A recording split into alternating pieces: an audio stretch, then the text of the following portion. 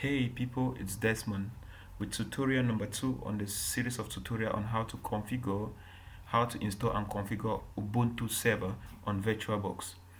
On the previous tutorial, we had already created an environment for our Ubuntu Server installation, so we are going to dive right in and start with the installation process. So once you're done with setting up everything that we did in the previous tutorial, what you need to do now is click on Start. It is going to provide the screen. This is where it is going to load all the files is needed to start the Ubuntu installation. It's not going to be quite long, but it's going to take a while. So let me just pause for a moment. So now it is loading all the files it needs and all the hardwares it needs to run this installation.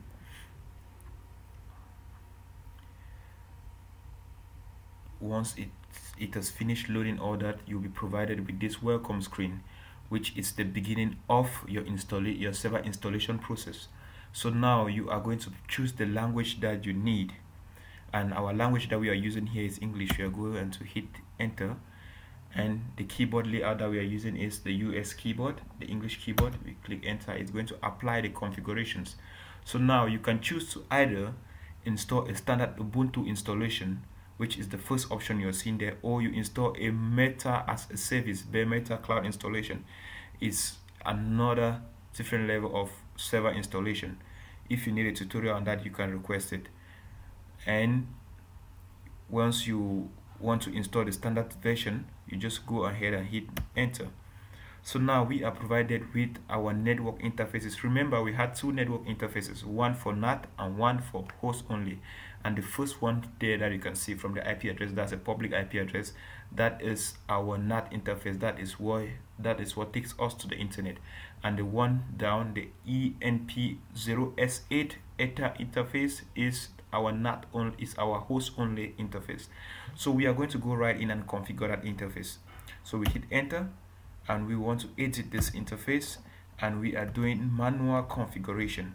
So from here we are going to enter our subnet mask, our subnet, which is 192.168.56.0 and /24. And now our address that we'll be using on this interface is 192.168.56.10, and our gateway is 192.168.56.1. I just like to give our local host as our name server. Let me just use that for now, and we'll go ahead and take save, and now we take done. It's going to apply that changes. Now it's asking us for proxy settings. We don't need any proxy, and that is where we usually go and download our Ubuntu dependencies. It's okay. So now it's asking which method of which are we going to partition our disks or not. If we would like to partition our disks, we can come down to use an entire disk and set up this, or we use manual partitions. But I want to use the entire disk, and I allocated 15 gigabytes for this.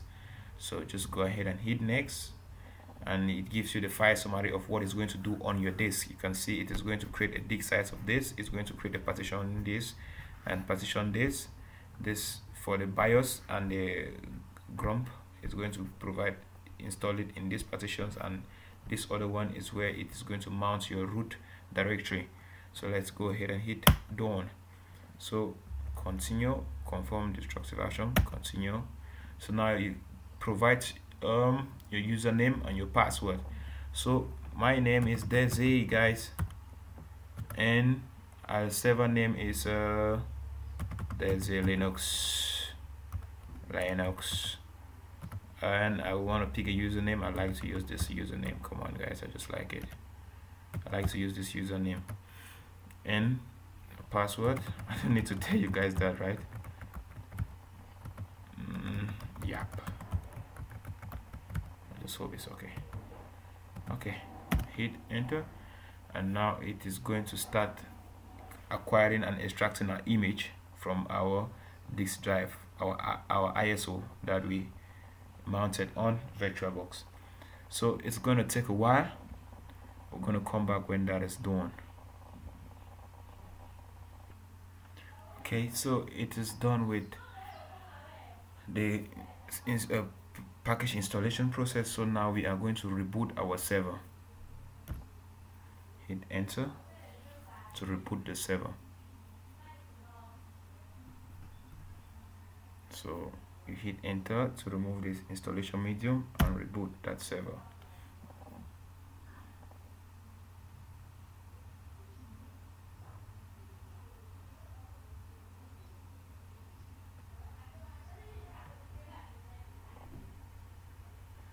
As you can see, our server is rebooting. It's going to load everything that is going to need.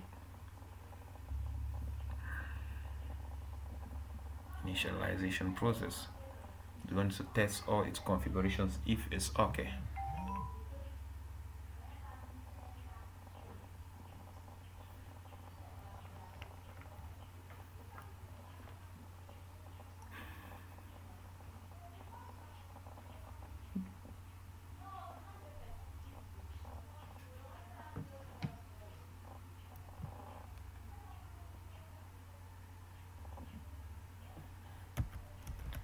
So once all that is done, we are now going to log in with our credentials that we created.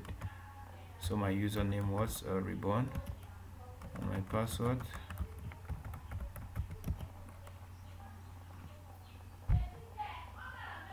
so now we are inside our server. I'm sorry guys, we don't have a graphical user interface, but you can install a graphical user interface. If you like to install that, just hit me up. I'll show you how to do that.